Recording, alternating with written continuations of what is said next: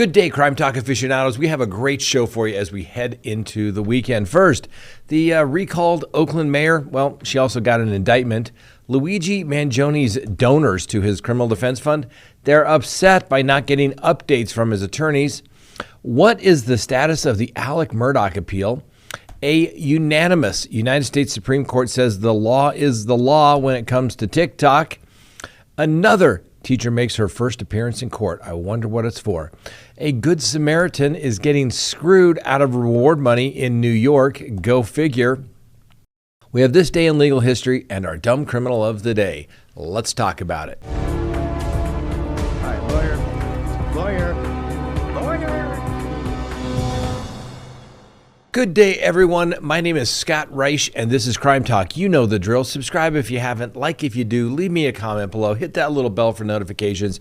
And yes, you can check us out on any of your favorite podcasting apps. Now, the big deep freeze is coming to the United States this weekend. I think it's supposed to be like a high of -6 here in Colorado this weekend.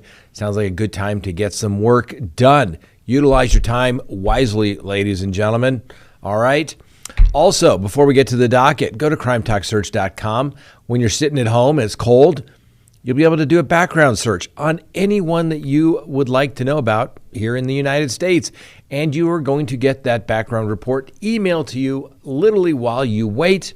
And it's going to have all the information that you want to know about an individual, where they reside, who are they married to, what email addresses do they have, are they associated with certain accounts. Do they have a criminal history? Are they divorced? Are they married? Do they have judgments against them? Are they a registered sex offender? Yes, all those things. You can find that out in the comfort of your own home without having to go to all of the thousands of public records in each and every state or county. It is all done for you with one quick search. Go to CrimeTalkSearch.com. You're going to be happy that you did. All right, let's go ahead and open the record for Friday, January 17th, 2025. And first on the docket, the Oakland mayor, or the recalled Oakland mayor, has been indicted. That's right. Federal authorities on Friday morning announced details of an indictment against the recalled Oakland mayor, Sheng Tao, her boyfriend, and 2 members of the politically influential Dung family on corruption charges. Who would have thought? Well, Tao turned herself in at an Oakland courtroom Friday morning just as the press conference announcing the indictment was about to get underway. She didn't get any answers to any questions or offer any reactions to the indictment. Now, Tao, her romantic partner, Andre Jones, local businessman David Dung, and his son, Andy Dung, were named in the indictment as well. Now, the U.S. Attorney's Office made the announcements Friday morning at a joint press conference with the FBI, the United States Postal Inspection Service, and representatives from the IRS criminal investigation units, specifically those at the Oakland field office. Quote, the indictment returned by the grand jury describes a corrupt scheme in which the defendants used bribes, mail fraud, wire fraud, and other illegal practices to manipulate and corruptly influence the levers of local government, end quote. The prosecutors did note that the indictment is just an allegation and that the defendants were presumed innocent unless and until their guilt is established at trial or a guilty plea. Now, the alleged illegal conspiracy began on October 2022 before the November 2022 election, and prior to the election that put Tao in office, she made commitments to take official actions as mayor that would benefit the Dungs. Among the actions included an agreement by Tao to purchase housing units owned by the family, as well as exerting her influence to help appoint a high-level city official to the benefit of Dung's business interests. Shocking. Anyway, it's further alleged that in exchange, the Dungs allegedly provided payment to Tao and Jones in a variety of ways, including a negative mailing campaign targeting one of Tao's rivals in the Oakland mayoral race, and a direct payment to Jones of $95,000 that was disguised as wages for a no-show job. Can you imagine, ladies and gentlemen, to funnel money to the romantic partner or a family member of the public official or soon-to-be public official in exchange for favors?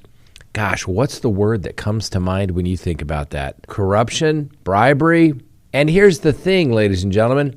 These people sold out their constituents for $95,000. Yes, it's a lot of money, but in the big picture, it's not that much money. So the people of Oakland are worth no more than $95,000 to violate their oath as a public official to faithfully and honorably represent the people in their city.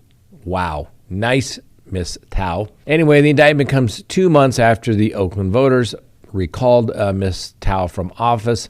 And last June, the FBI raided the home that Tao shares with her romantic lover, Mr. Jones. Investigators also raided properties of the Dung family, who own a recycling company contract with the city of Oakland. Now, members of the Dung family had been accused of making illicit campaign donations to Tao and other politicians, and a subsequent federal grand jury subpoena demanded that the Oakland City Hall turn over a trove of documents in connection with that investigation. Officials said our communities depend on local governments for critical services, and the public needs to know it can trust those in charge of City Hall to work for the best interest of the people of Oakland. This trust has been broken when elected officials agreed to a pay-to-play system to benefit themselves. Now, a former confidant of Miss Tao, ex-chief of staff Raina Webb, has stated that Tao and her boyfriend were involved in a pay-to-play scheme after she was elected to office as well. In the first public comments days after the raid, Ms. Tao offered a blanket denial of any wrongdoing. What have we said, ladies and gentlemen? How many times have we said it? If you're in politics, more than likely, most of your goals are to loot the treasury and to enrich your friends. And it would seem like that's what took place here with Miss Tao. Now, we'll give her the presumption of innocence, but if you take the indictment as true, the allegations, understand they're just a mere allegation. The point is, if you're going to go do public service, you go to work for $1. I've said it before, $1. All your stuff goes into a public trust. And if you get rich while you are in office, that should be per se corruption. Nobody goes to public service to get rich. If you want to get rich, you go to the private sector, ladies and gentlemen. I'll just leave it right there. Let me know what you think. Next on the docket, Luigi Mangione. Donors contributing to the Give, Send, Go fundraiser to help Luigi Mangione, and he's the alleged killer of United Healthcare CEO Brian Thompson, are complaining about a lack of updates from organizers, the people taking the money. Now, a spokesperson for the December 4 legal committee, the organizers of the Give, Send, Go, stated that we are a small volunteer team and we're committed to continuing to support Luigi in his long journey ahead and look forward to providing further updates when we have them. Now, as you may recall, Mangione is charged with murder and other federal state charges as well for the December 4th shooting death of Mr. Thompson in New York City. Now, Mangione has been able to accumulate a large fan base as his supporters have rallied against the American healthcare system. More than 8,000 people have donated more than $224,000 to the Give, Send, Go fundraiser for the defense of Luigi Mangione, and they wanted to raise up to $500,000. Now, the December 4 Legal Committee, a team of 15 volunteers from around the country who organized this fundraiser, apparently provided an update after receiving complaints about their lack of donation updates. Their response is, hey, we all have jobs, families, communities, and other obligations. When we do have important updates, we do our best to post them promptly. It was the holiday season and the post-holiday rush of returning to life and work. We appreciate you and your support and your patience, especially as we enter a period where we wait word from Luigi and or his legal team, as developments in the case are likely to be slow. So basically, we'll take your money. We're not going to tell you what we're going to do with it. And we'll tell you when there's something important. So just back off is what they're really saying, ladies and gentlemen. Now, before the update that was given Wednesday, the most recent update came back in December 30th, telling fans that the organizers were looking into a $7,000 decrease in funds. Apparently, the Give, Send, Go spokesperson said in a statement that they were working to refund some $7,000, which was revealed to be fraudulent donations. That's right, ladies and gentlemen. People are always looking for a scam, and fraudulent donations often originate from activities like card testing, where stolen card information is used to make small transactions to verify its validity before using it elsewhere for much larger unauthorized purchases, like GoFundMe page here. Now, while these donations may initially appear legitimate, passing their first review, they're often flagged during subsequent reviews, the spokesperson for the organization said. Anyway, other previous updates came in back in December 20th when organizers shared Mangione's jail mailing address, as well as news that he was charged with terrorism and first-degree murder in New York. Now, prosecutors have indicated that the federal and state cases will run parallel tracks, with the state charges likely reaching trial first. Now, Mangione's next court date is February 21st. So we'll bring you that update. So I'm sure his people, I'm not sure who's paying for his legal defense fund. I would guess it's the family. That's going to be my guess, because the paltry $224,000 for 2 cases and everything that's going on, probably not enough given the attorneys that he has hired. They're probably charging $1,000, $2,000 per hour. So you figure, good day of work, 20 grand a day. They're going to burn through that 200 grand real quick. I'd say save your money, ladies and gentlemen. Save your money. Now, there has been a lot of other news out there about some comments about Luigi Mangione. Comedian Bill Burr, for example, was on the Jimmy Kimmel Live show the other night and said, "Free Luigi." I love how they acted surprised. Why did that happen? Well, he wrote it on the bullets. That's why it happened. Now, Alvin Bragg, the worst district attorney in the United States of America, said that he has to sit across the table from families who've had a loved one killed. And to think of people celebrating that is beyond comprehension to me. Can you imagine Alvin Bragg taking pleasure in someone's demise and the fact that they're going through legal issues? I couldn't imagine Alvin Bragg. He seems like such a sympathetic individual, doesn't he? And then the Pennsylvania governor, Josh Shapiro, said, in some dark corners, this killer is being hailed as a hero. Hear me on this. He is no hero. So the Pennsylvania governor, not a big fan of Luigi Mangione. But people are calling for copycats, and there's an example of a copycat in New York. Now, 2 famous New York City lesbian bars are suing a woman for harassment after she sent them numerous menacing emails, leading them to fear that she could be a Luigi Mangione copycat. That's right, ladies and gentlemen. Now, I don't remember Luigi Mangione, nor have I seen anything that says that he harassed Mr. Thompson of United Healthcare beforehand. No. So I think that people are maybe getting this a little blown out of proportion when trying to make everything a copycat of Luigi Mangione. Anyway, Anne Marie Bompart was arrested Wednesday following her contempt hearing in a defamation lawsuit brought against her by the institution's Henrietta Hudson and Cubbyhole. Now, the bars allege Bompart went on a woke crusade against them, hurling violent threats and accusing them of racism. That's right. The lesbian bar is being accused of racism. Anyway, evidence in the court filings include menacing emails and social media posts that Ms. Bompart made towards the staff and a screenshot of her Instagram stories calling the alleged United Healthcare CEO shooter a hero. They're concerned that Bompart is a potential copycat Luigi Mangione and capable of hurting herself and others, the attorneys for the bars contend. Now, she has posted about her sexual attraction to Luigi Mangione and a belief that he is a hero for murdering the CEO. The bars banned Bompart from their business last year after she allegedly threatened the manager at the bar, the Cubbyhole. The bars claim that Bompard initiated her campaign to destroy their reputation after she was barred from the bars.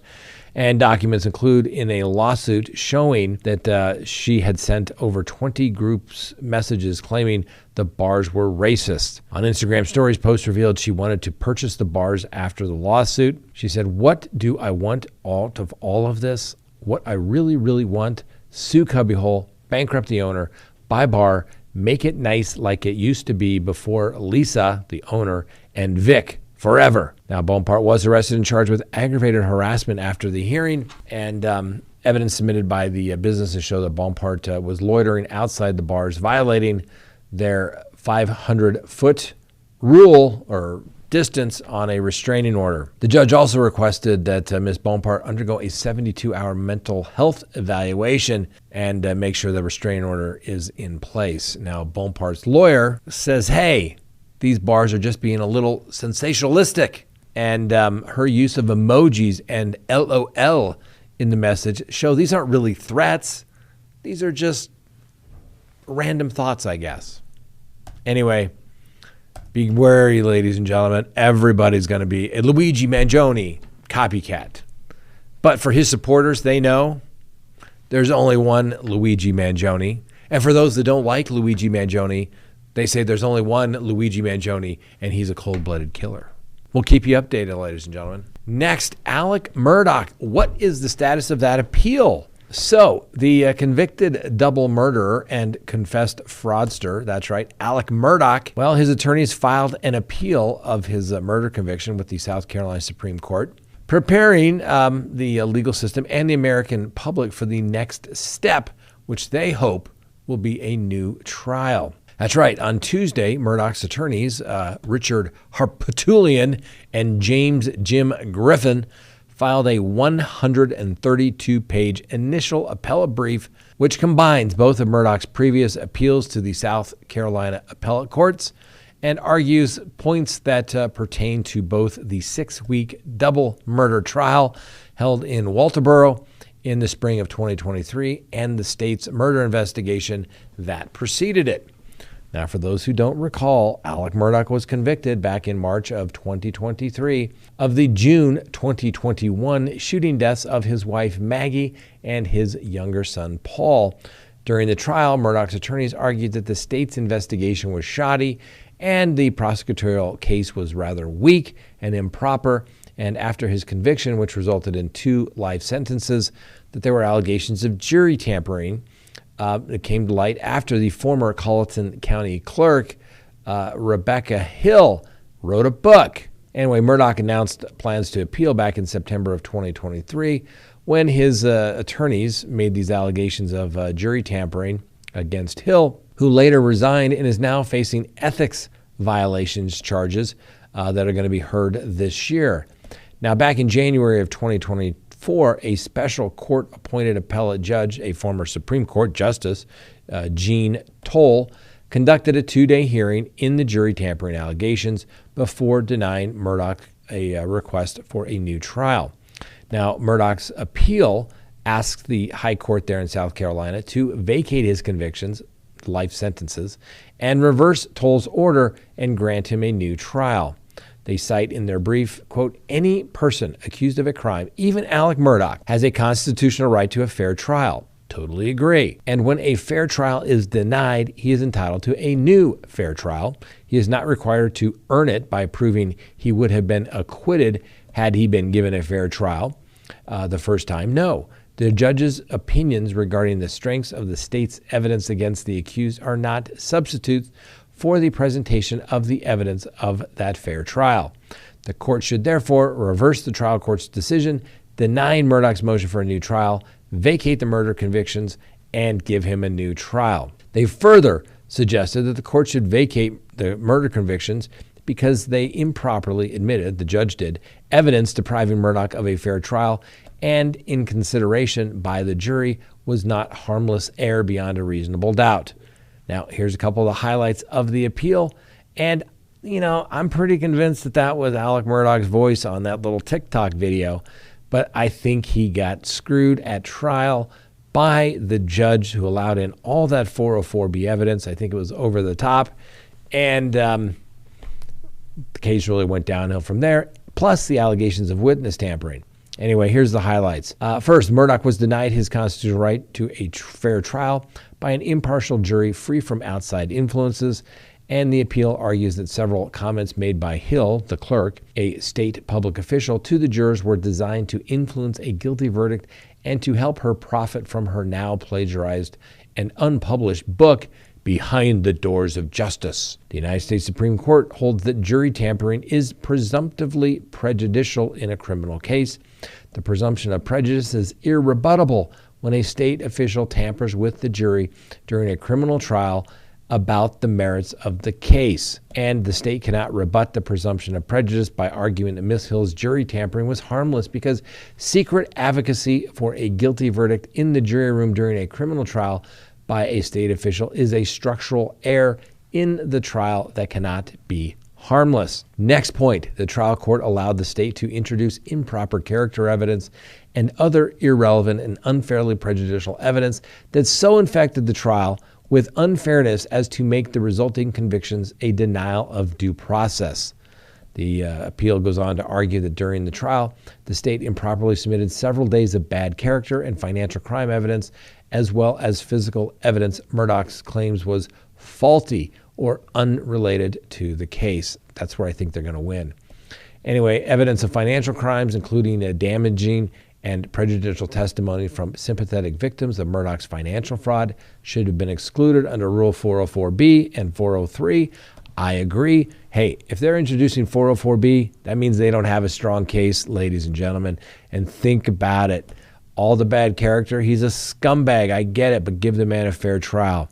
Anyway, the state's theory that Murdaugh murdered his wife and son in cold blood to distract his law firm from investigating alleged financial improprieties is illogical, implausible, and unsupported by the evidence.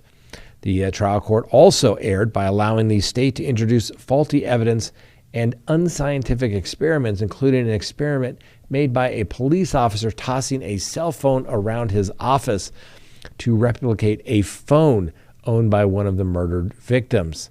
The trial court erred by admitting irrelevant and unreliable firearm evidence and by allowing SLED, the South Carolina Law Enforcement Division firearms examiner, to provide irrelevant, unreliable, and confusing opinion testimony. The trial court erred by allowing the state to introduce multiple guns seized from Murdaugh's residence when no evidence linked the guns to the murder. Remember how they held the guns around even though they weren't the guns that were supposedly used in the murder? Prejudicial. The trial court erred by allowing the state to introduce gunshot residue results of a raincoat into evidence when no evidence linked the raincoat to Alex Murdaugh. And it's unclear whether the South Carolina Attorney General Office is going to file its response here soon. But anyway, it will be due usually within 28 days. So I expect it here in the next couple of days, which is the reason why we're talking about this. Anyway, Murdaugh continues to serve his multiple consecutive life sentences for the murder in state prison and has also pled guilty and been sentenced to lengthy state and federal prison terms for his financial crimes, in which he stole millions of dollars from his law partners and his law clients. Don't get me wrong, ladies and gentlemen. He's been found guilty. I get it. He's a scumbag. He may be a thief, but it doesn't necessarily mean that he murdered his wife and son. Like I said, it does sound like his voice on there, ladies and gentlemen. But you can't railroad the guy just because you think he's guilty. What have we said before? And I'll say it again. If we, the citizens, the defense attorneys, the legal system, allows the government to railroad a guilty person, guess what? They will start doing it to innocent people as well because they will believe that they can get away with it. Next on the docket, TikTok. TikTok. That's right. The hours are ticking down for TikTok.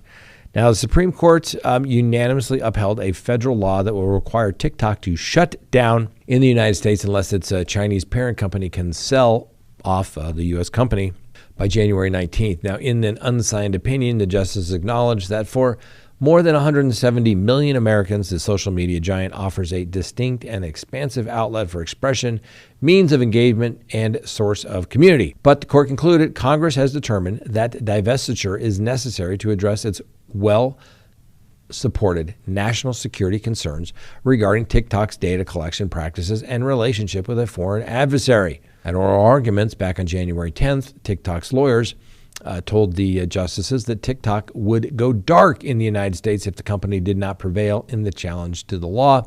However, in a statement issued shortly after the ruling, the White House has indicated that they're going to let the law go into effect, but they're not going to do anything about it. They're going to allow President-elect Trump to deal with it, and they said that basically it falls into Trump's lap. Now, Trump, who originally supported the ban during his first term in office, now opposes shutting down the TikTok and had urged the justices to delay the ban's effective date to give the administration a chance to pursue a negotiated resolution when it takes office on January 20th. Now, TikTok's CEO plans to attend Trump's inauguration on Monday and has been invited to sit in a section reserved for dignitaries and important guests. Anyway, protecting Americans from foreign-controlled applications is the law at the center of the case. The law was passed in 2024 to address national security concerns, and the law bars the use of the app controlled by foreign adversaries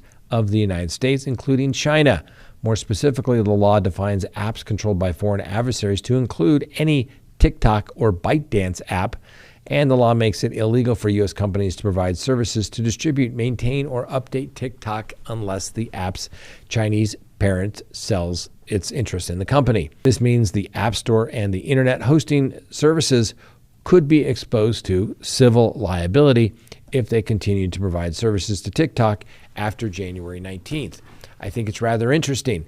Congress passes the law goes into effect, courts say it's a valid law, the executive branch needs to enforce the law. I guess that would still technically be the Biden administration, but it still goes for the incoming Trump administration. The law is the law, right? Everybody keeps saying you have to follow the law. You can't ignore the law. But if everybody in the executive branch ignores the laws that they don't like, what good is having an executive branch? You got to follow the law, whether you like it or not, or go change it. But you can't just ignore it. That kind of goes against our whole system of justice, right? That everybody's supposed to follow the law. Even if you don't like it or understand it, you still got to follow it. Next on the docket, you know who wasn't following the law, allegedly? A New Jersey elementary school teacher is accused of having a baby with a 13-year-old boy. Anyway, she made her first court appearance yesterday. Laura Karen, she's 34, ladies and gentlemen, and she was a fifth grade teacher, and now she faces charges of aggravated sexual assault and endangering the welfare of a child. She remains in custody without a bond. Do you think she could be a flight risk? You think she's a danger to the community? Basically, allegedly sexually assaulting a 12-year-old? What the? Now, digression. I actually have tried this case where my client got his 12-year-old girlfriend pregnant and a baby, and he was a little older than that. And let's just say the trial didn't go well because he wanted a trial. Because other than the baby, the eyewitness, and the DNA, they had nothing or a confession. Okay? Not going well. No defense when they're under that age of 15 like that, ladies and gentlemen. Not good. Not good. Anyway, the kindergartner teacher, Miss Karen, met the alleged victim when she taught him and his brother at a middle school, elementary school. Officials claimed that their baby was born when the victim was 13 years old, and Miss Karen, well, she was 28 back in 2019. Now, the alleged assault came to light back in December of 2024 when the victim's father made a social media post about the child looking very similar to him and his son. The parents of the victim said the family became friends with Karen over the years and soon allowed both of their sons as well as their daughter to live with her for 1 or 2 nights a week. Who does that? However, I don't know, ladies and gentlemen, maybe that's one of those unique parental laws theories we need to prosecute somebody else on, right?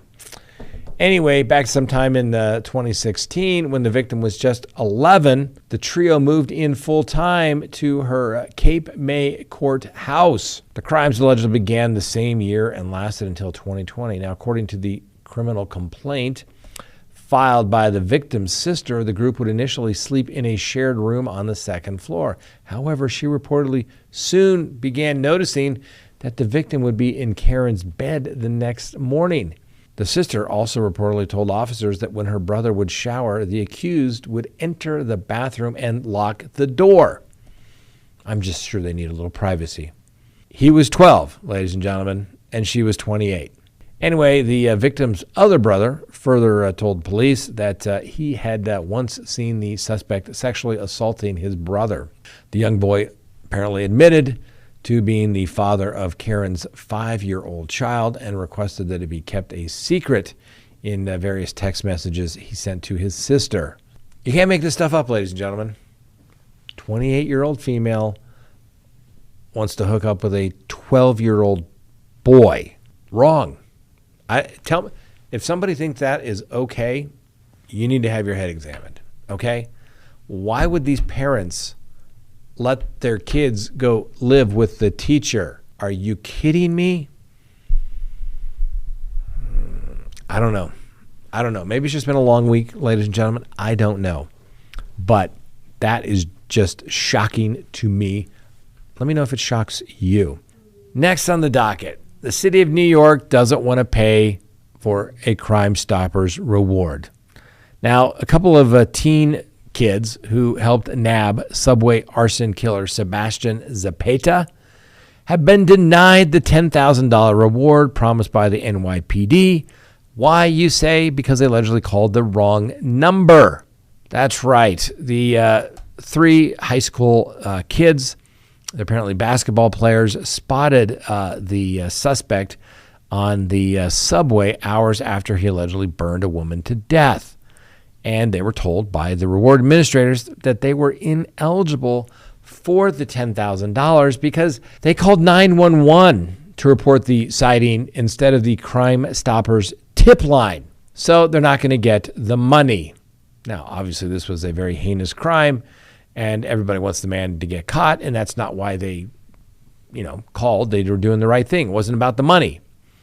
Anyway, the father of one of the boys says this is, frankly, BS. And I agree that you have to call the exact number, not 911. I mean, we have somebody who caught someone on fire, killing her, and they call 911 to say this is where they need to go to find this person, and not the Crime Stoppers number, which was probably going to be a voicemail anyway, that maybe someone would have got to in a couple of days, and then they would have turned it over to the police, and it would have been old and stale information. These kids call 911, and they get screwed. Now, the detective at the 60th precinct was quite adamant that the police have nothing to do with that $10,000 prize, referred the family of the tipsters to the partners at Crime Stoppers, which obviously says that they're looking for tips that leads to the arrest or an indictment. Now, a representative for the anonymous agency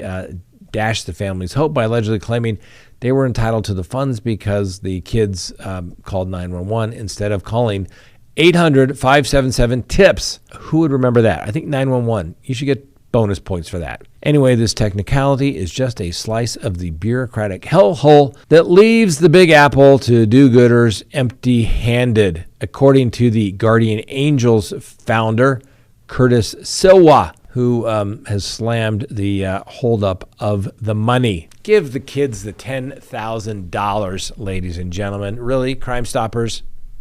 Really? What are you going to put? Little asterisk, little fine print? You must call this tip line, so put it in your phone for a tip. Unbelievable. Do the right thing, New York Crime Stoppers. Next, this day in legal history, January 17th, 1961.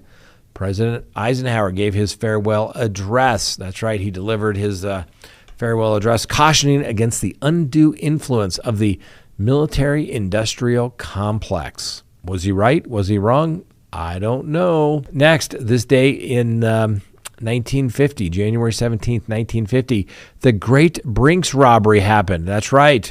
7 masked men held up the Brinks building in Boston, stealing $1.2 million in cash and $1.5 million in checks and money orders. Anyway, there's a big, massive FBI investigation highlighted the need to improve your cash handling abilities and security measures. I would say so. $1.2 million back in 1950. That's some real dough. And on January 17th, 1988, President Bill Clinton answered questions posed by lawyers for a sexual harassment lawsuit involving Paula Jones. Obviously, he was the first American president at that time to have to testify as a defendant in a lawsuit. And Paula Jones' sexual harassment lawsuit that had been made public. Now, the deposition was made public by March 13th by Jones' lawyer as part of their response to the Clinton legal team's motion to have the case thrown out. This is where they got into all kinds of weird stuff about Kathleen Willey, Monica Lewinsky, and Bill Clinton saying those famous words, "I did not have sexual relations with that woman." Well, then he had to explain it away. Because remember, he said it on national TV, "I did not have sexual relations with that woman." He wagged the finger at us all. I remember this. Wagged his finger at us. And yeah, what can you do, right, ladies and gentlemen? He wagged his finger at us. And 1998, I was on active duty in the United States Marine Corps. We were prosecuting people for adultery. And the former president was telling us, "I didn't have sexual relations with that woman." Well, he apparently had sexual relations with lots of women. That's why he paid everybody off. And also, let's not forget, he lost his law license for lying. Next on the docket, our dumb criminal of the day.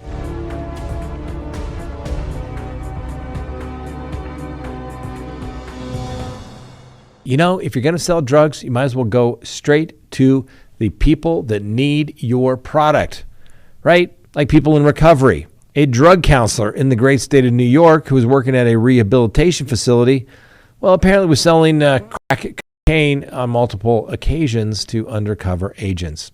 Lovely. Please meet Alvin Lewis. Anyway, the probe began and subsequently identified him as a narcotics and dangerous drug dealer operating in the Dutchess County town, which is about 80 miles north of New York City. Apparently, allegedly, on multiple occasions, Mr. Lewis sold crack to agents with the local prosecuting drug task force.